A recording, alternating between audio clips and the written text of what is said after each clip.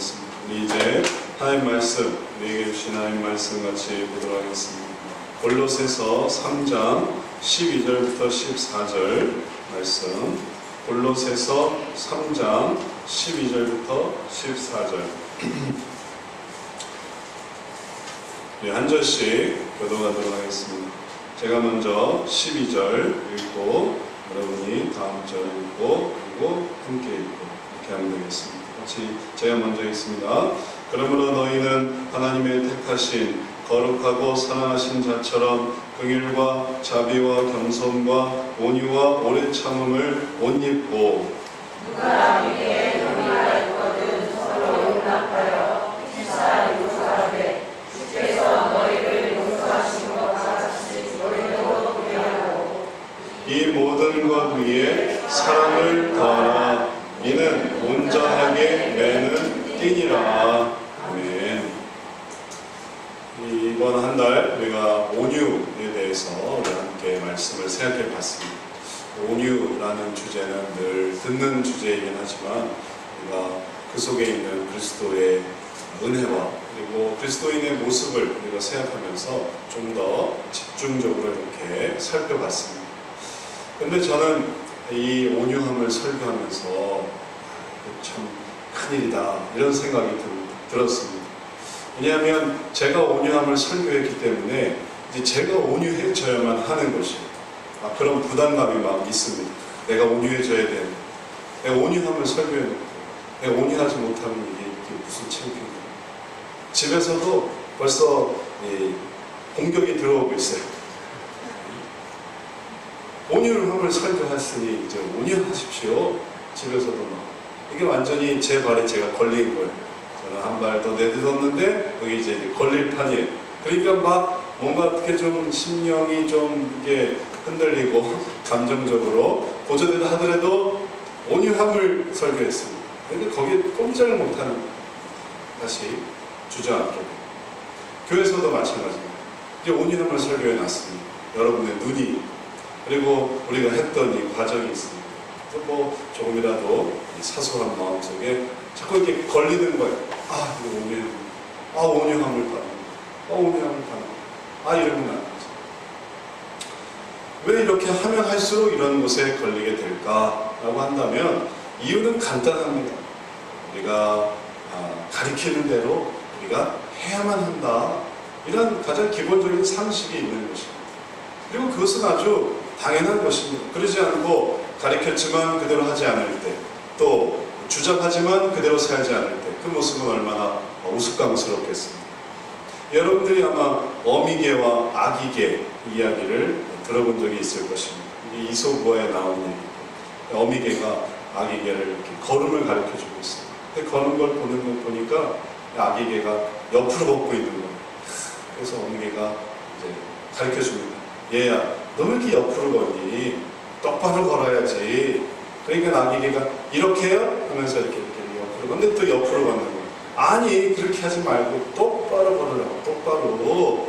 이렇게 해요? 하면서 또 이렇게 하니까 또 옆으로 걷는 거예요. 너무 답답해. 내가 한번 보여줄게. 자, 이렇게 걷는 거다. 엄마를 따라해라. 근데 엄마도 옆으로 걷고 있는 거예요. 그럼 엄마 자 이제 봤지? 이렇게 걷는 거야. 그리고 이제 아기가 자 이제 한번 해봐.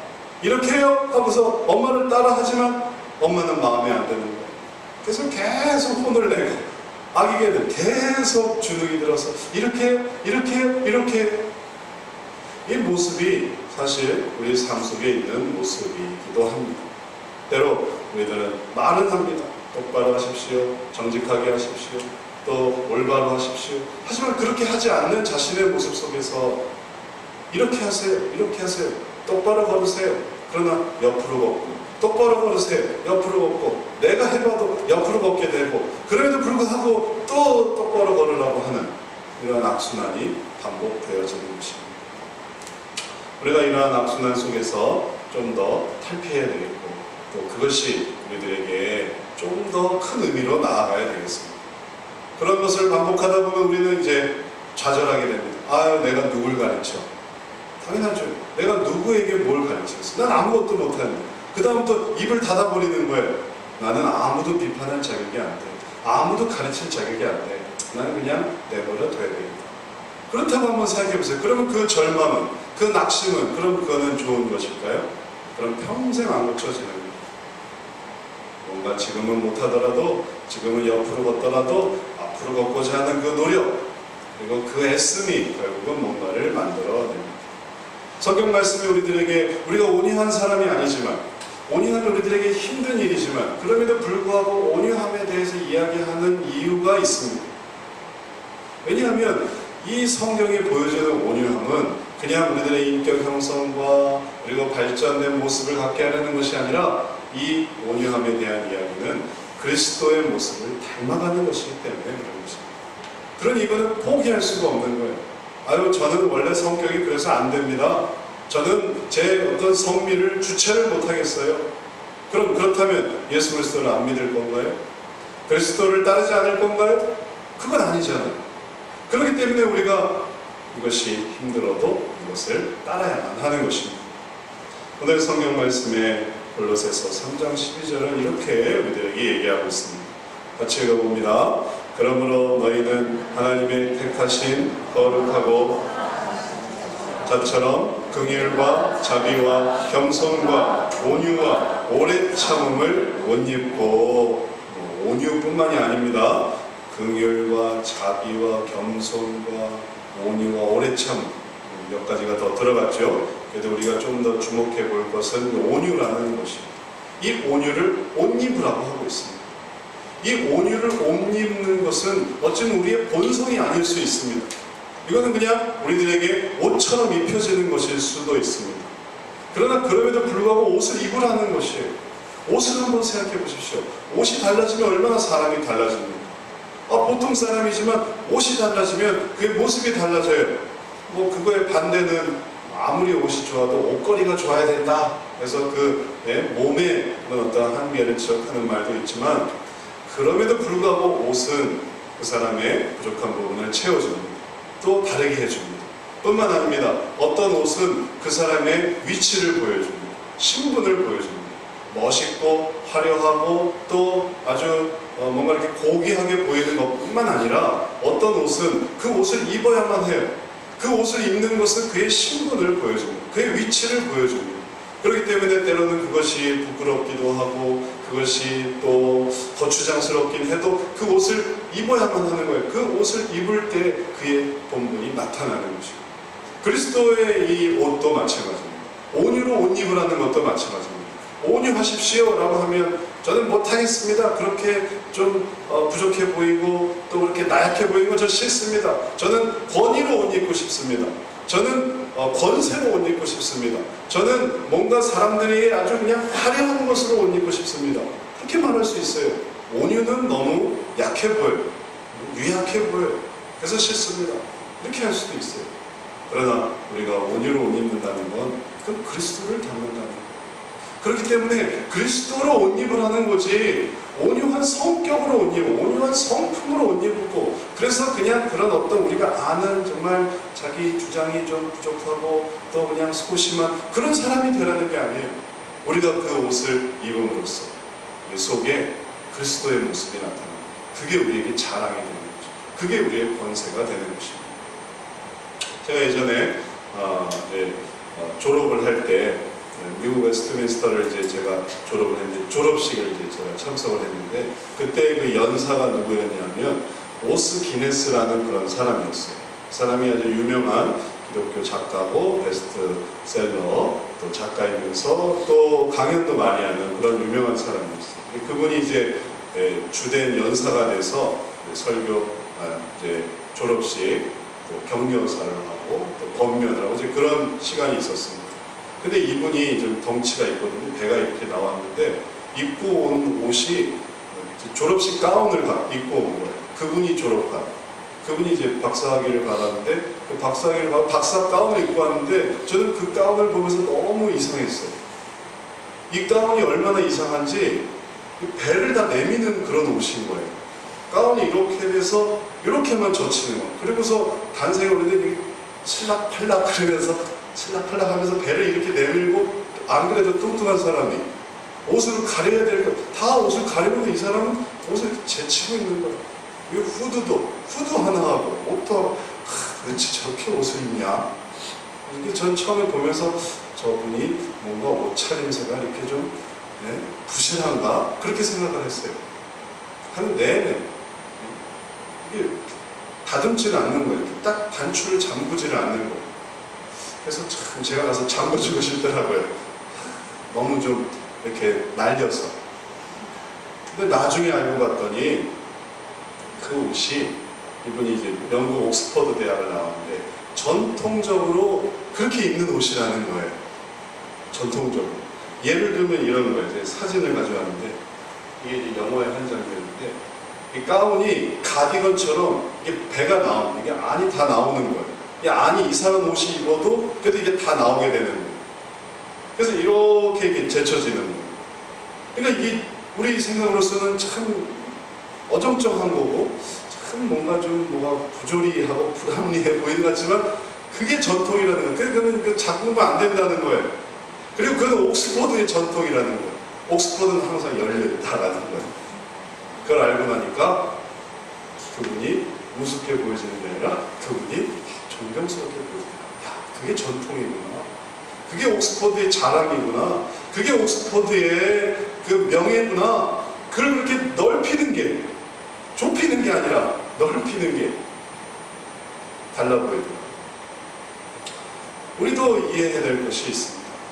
그리스도인이 자랑이 뭐겠습니까? 그리스도인이 정말 아주 엄격하고 아주 치밀하고 그리고 아주 눈에 이 가시를 조금 더 견디지 못하고 그리고 그런 거는 꼭 지적을 좀 해줘야 되고 그리고 추궁하고 비판하고 비난하고 그게 그리스도인의 옷이겠습니까? 그리스도의 옷이 뭐겠습니까? 예수 그리스도를 믿는 자의 옷이 뭐겠습니까? 그거 입어야만 하는 옷이 무엇이겠습니까? 그것이 강팍함이겠습니까? 그게 편협함이겠습니까? 그게 아주 가혹함이겠습니까? 그리스도인이 입는 옷은 그리스도의 옷입니다. 그리스도가 입으셨던 그 모습을 우리는 입는 거예요. 그리스도는 옷이 아니죠. 그리스도는 그의 삶이었습니다. 그리스도는 그분의 인생이었습니다. 근데 그것이 우리들에게는 옷이에요. 우리들은 그 속에서 그러지 않을 수 있어요. 우리들은 속에 정말 부족함을 가지고 있을 수 있습니다. 그러나 우리가 그 옷을 입어요. 그 옷을 입을 때 거추장스럽지만 그 가운을 입을 때 이걸 벗어버리고 싶죠. 그러나 그 가운을 입을 때 우리는 우리가 누구의 제자들인가를 보여줍니다. 누구를 믿는 사람들인가를 보여줍니다.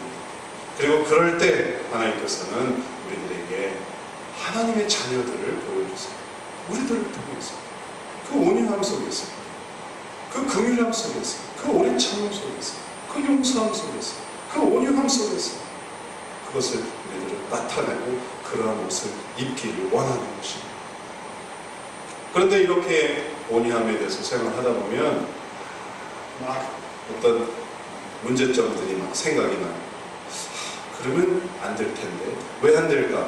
그러면 사람들이 나를 무시할 텐데 또 그렇게 하면 뭔가 좀 고쳐지지 않을 텐데 시시비비를 가리지 못할 텐데 그런 모든 것들을 바로잡지 못할 텐데 바로잡을 때는 근엄하게 검은색 선글라스를 쓰고 모자를 깊이 눌러 쓰고 그리고 추궁하면서 호령하면서 혹은 큰 소리로 그리고 아주 정신이 번쩍 들도록 그렇게 얘기를 해야 이게 바르게 되지.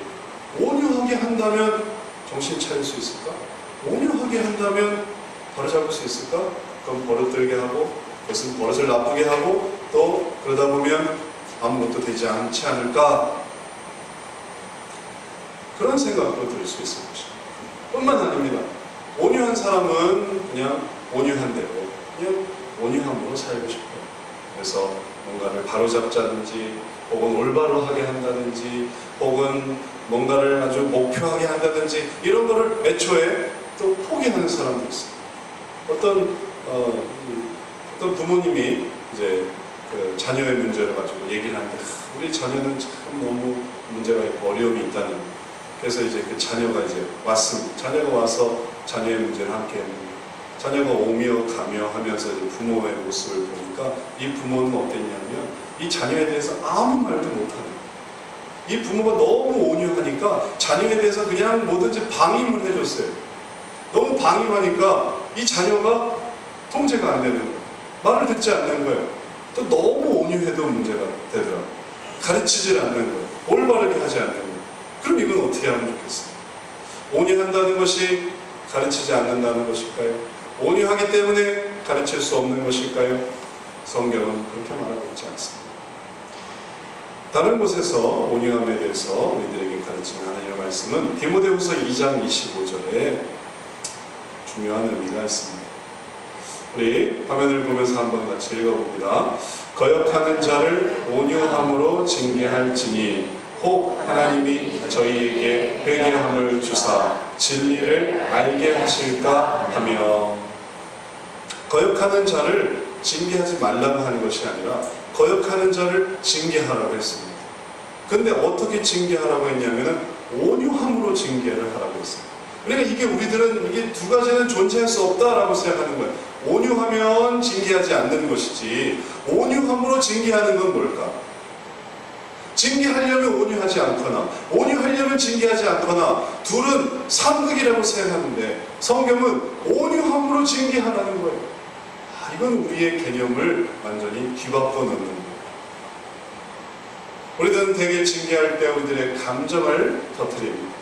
거기에 대한 우리의 분노, 거기에 대한 우리의 두려움, 거기에 대한 절망. 그래서 징계하려고 할 때 뭐가 나오냐면 우리의 감정이 터져 나옵니다.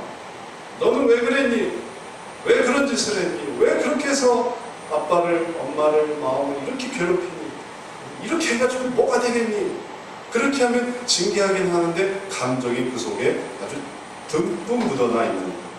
그렇게 감정을 듬뿍 담아서 얘기를 해주면 그럼 어떻게 되냐면 뭐가 잘못되고 뭐가 옳은지를 구분하지 못하게 되고, 이 감정을 이겨내기 위해서 그걸 받는 사람은 스스로를 방어하기 시작합니다.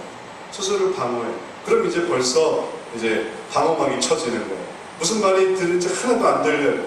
다만 화를 내는 그 음성, 화를 내는 혹은 분노하는, 걱정하는, 근심하는 표정, 그런 것만 보이고 그 속에서 요것만 지나가자. 요때만 지나가면 돼. 요때만 지나가면 나는 다시 편안해질 수 있어. 그것만 생각하지 왜 이런 일이 생겼는지 혹은 뭐가 문제인지를 하나도 기억하지 못하게 돼요. 그 결과 기억나는 거는 화냈다라는 것만 기억나요. 화냈다, 혼났다. 그리고 그게 뭘 얘기하는지 모르게 되는 거예요.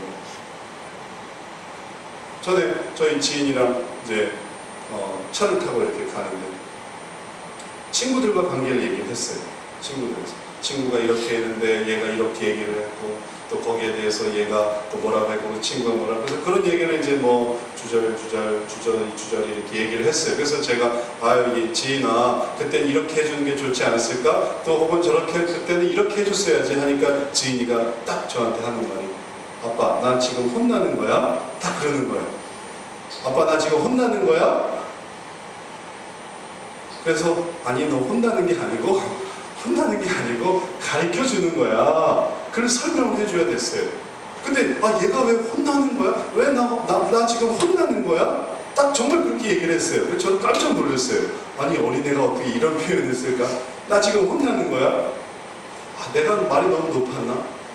내가 혼낼 때 쓰는 표현을 썼나? 그게 아니라 가르쳐주려고 하는 거였는데, 그래서 저도 한 대를 맞은 것처럼 좀 충격을 받았어요. 그렇게 하면 안 되겠다.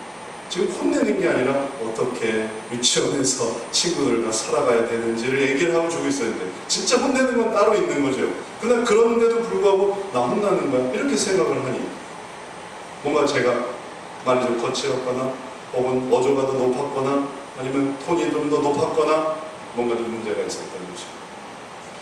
혼나는 거야 라고 생각할 때 그들은 마음이 확 닫혀요. 그리고 그때부터 들리지 않습니다. 보이지 않습니다. 그냥 그 상황에만 들어가게 되어 있는 거예요. 그래서 그걸 극복하기 위해서 필요한 게 온유함입니다. 혼나는 게 아니야. 네가 지금 뭘 잘못했는지를 가르쳐 주려는 거야. 왜 온유함으로 징계하라고 했습니까? 이유는 혹 하나님이 저희에게 회개함을 주사 진리를 알게 하실까 하며, 진리를 아는 게 중요해요. 뭐가 옳고 그른지를 아는 게 중요해요. 지금 당장 손 내리고 다리 가만히 있고 고개 바짝 들고 혹은 앉아있고 일어서고 그건 중요한 게 아닌 거예요. 진리가 뭔지, 올바른 게 뭔지 그걸 알아야만 하는 것입니다. 그걸 알기 위해서 회개함이 필요한 거예요. 아, 내가 이런 부분을 잘못했구나. 내가 이런 부분은 어리석었구나. 근데 그러려면 서서히 이게 들어가야지, 그러지 않고 너무 격하게 혹은 너무 거칠게 혹은 너무 많이 들면 이 받아들이는 능력이 초과해버려요. 그럼 그 다음부터는 아무것도 소용이 없어요. 우리가 온유함으로 징계하는 목적이 있습니다. 그것은 주님께서 회개하게 하시고 그 다음에 진리를 알게 하시고 그럴 때 그가 받아들입니다. 그러니 온유함으로 징계하는 게 가능한 거예요. 온유함과 징계함은 전혀 다른 게 아니라 이것은 더 가까이 있어야만 합니다.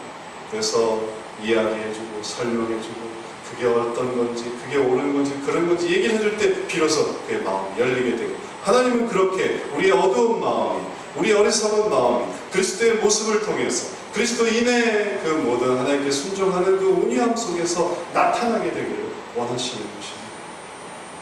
여러분이 아시는 또 다른 이야기가 있습니다. 헬렌 켈러와 앤 설리반 선생님에 관한 얘기. 왼쪽에 있는 이 아이가 헬렌 켈러고 그 다음에 오른쪽에 있는 이분이 설리반 선생님이었어요. 다 아시죠? 헬렌 켈러예요. 그는 시각장애인이었습니다. 청각장애인이었습니다. 아무것도 받아들일 수가 없는, 날 때부터 그런 게 아니었어요. 어려서 병을 앓았습니다. 그리고 그 병의 후유증으로 시각을 잃어버렸어요. 그리고 청각을 잃어버렸어요. 자, 이 두 가지가 안 되는 상황에서 이 아이를 어떻게 가르칠 수 있겠습니까? 보지를 못하는데, 듣지를 못하는데 이 아이를 어떻게 가르칠 수 있겠습니까? 그러나 부모님은 이 아이에 대해서 포기하지 않았어요. 그래서 그를 맹인학교에 보냈습니다. 근데 맹인학교에서 이 헬렌 켈러는 적응할 수가 없었어요. 당연히 우리가 혹 영화에서도 보셨는지 모르겠지만 하여튼 난리를 치는, 발을 구르기도 하고 듣지 못하고 보지 못한다 뿐이지 행동은 자유로우니까 그냥 다 무너뜨리는 거예요. 전혀 신경 쓰지 않는. 그러니 단체 수업을 할 수가 없었어요. 성격이 그나마 좀 안정되기라도 했으면 좋았을 텐데 성격도 그냥. 이제 이 아이를 위해서 부모님은 특별한 선생님을 한 분 모셨습니다. 이 맹인 학교에서 정말 잘하고 이 아이를 할 수 있는 선생님, 그분이 바로 앤 설리반 선생님이었어요. 근데 이 앤 설리반 선생님은 그분 자신도 어렸을 때 소경이었었대요. 그런데 개안 수술을 받아서 시력을 되찾게 됐다고 합니다. 그러니까 소경이었었던 경험이 있었던 거예요. 그러다가 이제 눈을 뜬 거예요. 그러니 그 어려움을 너무나 잘 알고 있었어요. 그래서 이제 이 설리반 선생님이 헬렌 켈러를 어떻게 해주냐면 온유함으로 다가가는 것입니다. 그가 발을 차고 발을 부르고 먹을 것을 얻고 그리고 난장판을 피워도 그는 온유하게 대했어요. 그럴 때마다 때리고 그럴 때마다 혼내고 그럴 때마다 소리를 지르고 그럴 때마다 매질을 가해서 헬렌 켈러를 아주 그냥 아무짝에도 아무 행동도 할 수 없는 주눅이 드는 애로 만들어버린 게 아니라 그를 온유하게 또다시 앉혀놓고 또다시 앉혀놓고 계속 그렇게 교육을 시켰어요. 그러나 그럼에도 불구하고 여전히 헬렌 켈러는 변화되지 않았어요. 근데 이제 이 어려움이 변화된 놀라운 계기가 생겨요. 하루는 이 헬렌을 밖으로 데리고 가서 가르쳐 주려고. 근데 도대체 받아들이지를 않는 거예요. 가르쳐 주려고 하는데 받아들이지를 못하는 거예요. 시각과 청각이 없으니 도대체 무슨 수를 받아들이겠습니까? 하다 이제 선생님이 밖으로 데려가서 이 아이에게 감각을 깨워줘야 돼요. 해서 물을, 이제 펌프 물을 앞에 가게 해서 물을 손에다 끼얹어 줬어요. 그리고 그 물을 경험하게 해준 다음에 손에다가 워터라고 써주었어요. 이게 아주 유명한 사건이고 아주 중요한 일이었는데 그것을 통해서 헬렌 켈러의 감각이 살아났어요. 보지 못하고 듣지 못하면 배울 수 없으려고 생각했는데 손바닥이 있는 거예요. 감각이 있는 거예요. 그 감각이 존재했던 것입니다. 그러면서 이 헬렌이 자기가 깨달은 하나의 깨달음이 생겨났어요. 내가 느끼는 이것이 바로 손으로 쓰는 이것이구나. 내가 손으로 느껴지는 그 물의 감촉이 바로 그것이 표현을 하자면 손으로 이렇게 표현되는구나 라는 연결성을 알게 됐던 것입니다. 그때부터 헬렌이 눈을 뜨기 시작했어요. 마음의 눈. 그때부터 헬렌이 귀가 열리기 시작했습니다. 마음의 귀가.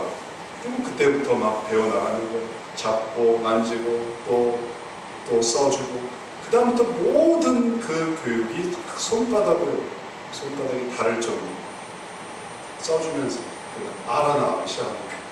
나중에 헬렌은 사회사업가가 됐습니다. 저술가가 됐어요. 사회운동가가 됐어요. 놀라운 사람이 됐습니다.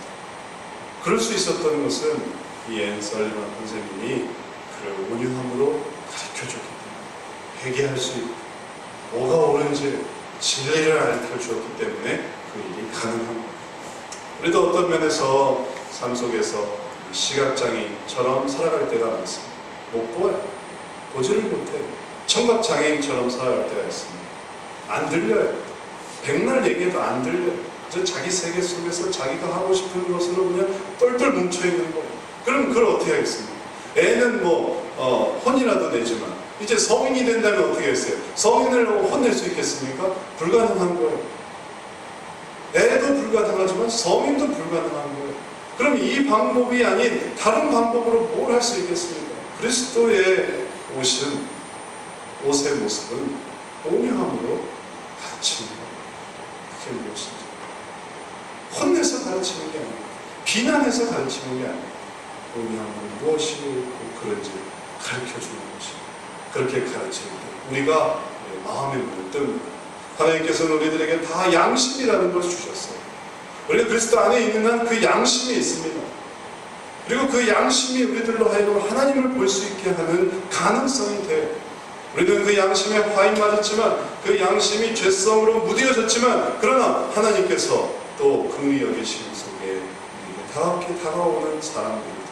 우리를 사랑하는 그 누군가를 통해 그리스도의 옷을 입고 그리스도의 방법으로 다가오는 그 사람들을 통해 우리들의 감각이 되살아나는 거예요. 그래, 내가 이러면 안 되지. 내가 진리를 알아야지. 내가 옳고 그름을 생각해야지. 내가 이렇게 어리석게 살아서는 안 되지. 그러니 우리들은 그 가능성을 믿고 온유함으로 나아가는 것입니다. 근데 이 온유함을 벗고 나가면 아무 해도 소용이 없어요. 그리스도의 옷을 벗고 우리가 하려고 하면 아무리 해도 안 돼요. 그러나 그리스도의 옷을 입고 하려고 하면 돼요. 신기한 일이죠. 왜냐하면 그건 그리스도의 모습이기 때문에. 보지 않는 사람이, 듣지 않는 사람, 그 누군가의 관계 속에서 뭔가를 알아가고자 할 때 그것은 어떤 모습인지 상관없습니다. 그가 잘생겼건, 그가 예쁘건, 그가 신분이 높건, 그가 신분이 낮건, 그가 힘이 세건, 힘이 약하건 그건 상관이 없습니다. 오직 바라보는 것은, 의미 있는 것은 그리스도의 옷인가 아닌가. 그래서 우리들이 이러한 것으로 하나님께로 나아가는 것입니다. 징계하지 않으려고 하는 것도 한번 생각해 보십시오. 내가 온유함을 유지하고 그 온유함 속에서 내가 내 성정을 유지하려고 하면 그럼 난 진짜 온유할 수 있어요. 아예 신경 안 쓰면 되니까. 그래서 때로는 아빠, 엄마 중에 둘 중에 한 사람이 악역을 맡아요. 아빠가 온유하고 엄마가 혼을 내든지, 혹은 엄마가 온유하고 아빠가 혼을 내든지. 그렇게 해버리면 됩니다. 그럼 나는 내 온유함을 유지할 수 있어요. 그러면 그러한 온유함은 무슨 의미가 있겠습니까? 이렇게 해서 온유함을 유지하는 건 그건 무슨 의미가 있겠어요? 그건 자기 편하자고 하는 거 아니에요? 그런 온유함, 나 편하자고 하는 거예요. 나 신경 안 써도 되고, 내가 걱정하지 않아도 되고, 내가 이래라 저래라 하지 않아도 되고, 남 시키면 되니까 다 다른 사람이 하면 됩니다.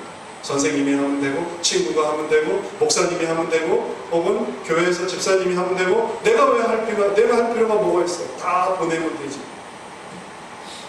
그러나 그렇게 해서 얻는 온유함이 그리스도인의 모습인가 생각해보면 그건 아니다. 가르쳐주지 않고 도와주지 않으면서 온유한 거는 그 온유한 게 아닌 거예요. 그건 그냥 조용한 거죠.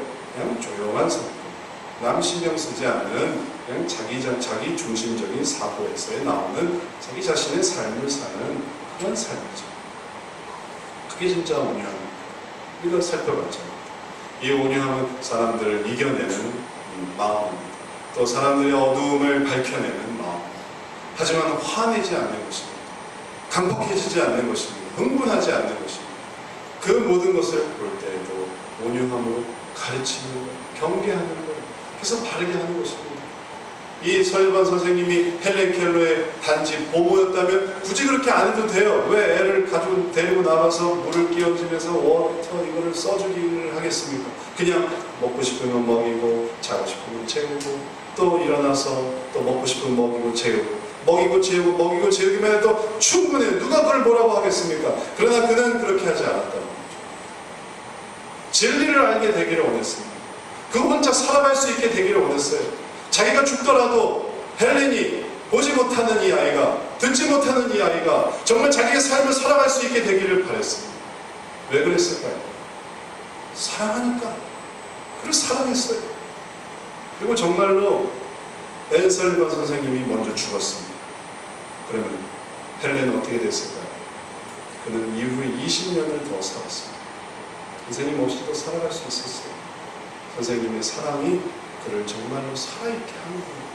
그래서 다른 사람이 그를 도와줬어요. 다른 사람이 손에 써주고 그리고 그를 살아갈 수 있게 되고 우리가 만약에 이 인생 속에서 그저 나 한 몸 편하게 하려고 하면 충분히 온유할 수 있습니다. 그런 온유함은 의미가 없는 것이고 우리가 그 사람의 영혼을 생각하고 그 사람에 주신 하나님의 은혜를 생각한다면 이제 온유함으로 징계할지니 징계함과 온유함을 공존해야 되는 그 어려움을 우리는 감당할 수 있습니다. 그리스도의 옷을 입으면서 그것을 감당하는 거예요. 온유함으로 징계하고 징계하면서 화내지 않으면서 그리고 급해지지 않으면서 감정에 쓸리지 않으면서 그러면서 옳고 그른 것을 얘기하고 진리를 알게 했어. 그래서 그로 하여금 진리를 찾아 나갈 수 있도록 이 세상에 진리가 어디 있습니까? 옳고 그른 게 어디 있겠어요? 한꺼풀 벗겨놓으면 그가 옳다고 생각하는 그 모든 것이 다 의미가 있어요. 그가 주장했던 정치적인 논리가 그가 주장했던 어떤 사회적인 주장들이 한꺼풀 벗겨놓으면 그와 연결된 그 모든 그 유익과 그리고 이익들이 다 촘촘히 연결되어 있어요. 근데 진리가 무엇이겠습니까? 따지고 보면 자기 유익이에요. 그러나 하나님께서 우리들에게 진정한 진리를 보여주셨어요. 참된 진리를 보여주셨어요. 하나님께로 나아갈 때만이 자기 자신을 버려 희생하신 그리스도가 나오는 것이고 자기의 아들을 아끼지 아니하시고 주셨던 하나님의 크신 사랑이 나타나는 것이고 그 무지몽매하고 어리석고 갈 바를 알지 못하는 자들에 대하여 끊임없이 손길을 펼치시는 성령님의 그 크신 사랑이 나타나는 거예요. 영혼을 구원하기 위한 그 모든 역사와 그리고 세계와 그리고 사회와 문화가 바로 하나님의 일들을 보여주는 것입니다. 그렇기 때문에 우리가 그 사랑을 깨달을 때 온유함을 옷 입고 그리스도의 옷으로 옷 입고 그리고 이 일을 해나갈 때 그때 하나님의 일들이 이루어지는 것입니다. 각자의 직업은 달라도 우리가 하는 일은 달라도 그러나 그 속에 틀림없이 누군가 사람이 있어요. 어떤 사람이 있어요. 윗사람이고 아랫사람이고 누군가 사람이 있어요. 같이 살고 있는 그 누군가가 사람이 존재합니다. 그럴 때마다 우리가 온유함으로 나아가서 옳고 그런 것을 본받아 주려고 할 때 그리스도의 일들을 하는 그리스도의 사람들이 되는 것입니다. 우리가 이 일을 할 때 어쩌면 어떤 면에서 낙심될 때가 있습니다. 난 너무 안 돼. 하려고 하지만 안 돼. 그럴 때가 있습니다. 지금도 우리가 온유함을 생각하지만 돌아서면 온유하지 못할 때가 있어요. 난 정말 안 되는구나. 낙심이 될 수가 있어요. 그러나 그런 낙심으로 인해 우리가 포기할 필요가 없습니다. 왜냐하면 디도서에서는 이렇게 말하고 있기 때문에 디도서 3장 2절 말씀에 나오는 이야기인데 제가 한번 읽어봅니다. 아무도 회방하지 말며 다투지 말며 관용하며 범사의 온유함을 모든 사람에게 나타낼 것을 뭐라고요? 기억하게 하라. 이 말씀이 있어요. 특별히 이 말씀을 주목해서 보십시오. 범사의 온유함을 모든 사람에게 나타내라 라고 해야 될 그런 대목인데 나타내게 하라. 근데 그걸 어떻게 표현하고 있냐면 나타낼 것을 기억하게 하라는 거예요. 생각하게 하라는 거예요. 지금은 아니더라도 지금은 나타내지 못한다 하더라도 지금은 나는 너무나 부족해요. 나는 너무 급해. 난 너무 감정적이야. 난 너무 또 낙심이 심해. 난 또 너무 포기를 잘해. 난 또 절망이 심해. 그래서 쉽게 되지 않아. 그럴 수도 있고 난 또 너무 빨라서 잘 안 돼. 그럴 수도 있어요. 그러나 하나님 우리에게 원하시는 것은 기억하게 하는 거예요. 내가 온유함을 나타낼 것을 기억하게. 사도 바울이 디도에게 보내서 사람들로 하여금 기억하게 해라. 이것을 생각하게 해라. 이것을 머릿속에 염두에 두게 하라 라고 말하는 거예요. 지금은 못하더라도 갈 수 있게, 언젠가 갈 수 있게 하는 것이죠. 어제도 어제 추석 연휴를 준비하면서 차들이 이렇게 많이 다니더라고요. 이제 또 추석이 되면 얼마나 또 차들이 많이 이렇게 서겠습니다. 교통이 얼마나 실증이 심하겠습니다. 고속도로에 딱 들었을 때 우리가 종종 보게 되는 게 그 길에 차들이 쫙 미어 있는 장면이에요. 숨이 턱 막히죠. 이 도로에 차들이 이렇게 많구나. 그럴 때 그 모든 도로의 앞부분에 있든지 혹은 뒷부분에 있든지 우리들이 깨닫는 건 뭐냐면 그 방향으로 나아간다라는 거예요. 그러면 하여튼 가요. 갑니다. 언젠간 가요. 그 방향에 있으면. 문제는 아예 가지 않는다는 거예요. 아예 서지 않는다는 거예요. 우리가 온유함 자체를 생각하지 않고 편하게 우리 온유 얘기를 우리 서로 힘드니까 우리 얘기하지 맙시다. 그리고서 그 얘기를 아예 하지 않는 거예요. 그리고 우리들에게는 늘 추상적이고 혹은 또 뭔가 이 세상과 상관없는 비현실적인 이야기만 하면 그럼 사실 그게 편해요. 그리고 나서 현실로 돌아와서 내가 하고 싶은 대로 살면 되잖아요. 그러나 이제 현실에 관한 이야기를 하기 시작하면 그럼 이제 쫙 순서가 정해져요. 그걸 잘하는 사람, 못하는 사람 쭉 해서 맨 밑에 이제 우리가 있는 거예요. 그걸 잘하는 사람들이 있지만 또 못하는 우리들이 있는 거예요. 그렇게 서게 된다는 게 우리가 힘들 때가 있어요. 그러나 그렇게 서면 감사한 일이죠. 그러면 언젠간 간다. 쓰지 않고 가면 어떻게 되겠습니까? 한번 온유하지 않는다 한번 생각을 해보세요. 온유하지 않아? 나 이제 온유할 거 포기해. 그럼 이제 어떻게 되겠습니까? 우리들은 악해집니다. 추해져요. 안 좋아져요. 온유하려고 하면 그렇게 규모가 있고 정제되고 그리고 의지를 가질 수 있는 사람인데 내가 온유는 개에게나 줘버려. 온유는 집에다 놓고 왔어. 그리고서 이제 내가 내 표현으로 살려고 하면 그럼 그는 누구보다도 거세요죠. 누구보다도 거칠고 그 누구보다도 더 감정적이고 그리고 그 누구보다도 더 힘든 사람이 되어질 것입니다. 그러니 이제 그것을 올려놓는 게 중요해요. 도로 위에 올려놓는 그 길 위에 올려놓는 게 중요해요. 그것을 기억하게 하라. 그러면 1년 걸릴 수도 있습니다. 2년 걸릴 수도 있습니다. 혹은 10년 걸릴 수도 있습니다. 그러나 언젠가는 내가 그 온유함을 이루어야지 할 때 온유함으로 징계하는 그 온전한 모습이 이루어지게 될 것입니다. 이제 말씀을 마치겠습니다. 지금도 우리들에게는 온유하지 못할 상황들이 속속 닥치고 있습니다. 어떤 순간순간 말 한마디를 듣고 또 어떤 상황에서 혹은 누군가를 만나서 혹은 내 속에서 마음이 요동칠 수 있는 상황들이 있습니다. 다가오는 추석은 또 만만치 않겠죠. 누구 때문이다, 어떤 상황 때문이다 격동될 수 있을 것입니다. 그럴 때 기억하십시오. 온유함을 기억하십시오. 그리스도의 옷으로 옷 입으십시오. 그리스도를 나타낼 것을 생각하십시오. 그럴 때 하나님의 크신 은혜가 내가 자녀인 것, 내가 하나님의 은혜를 받은 자인 것, 하나님의 길에 서 있음을 알게 되고 그 속에서 모든 것이 다 안온해지고 모든 것이 다 평안해지고 하나님께서 주시는 그 평안의 길을 온전히 가게 될 것입니다.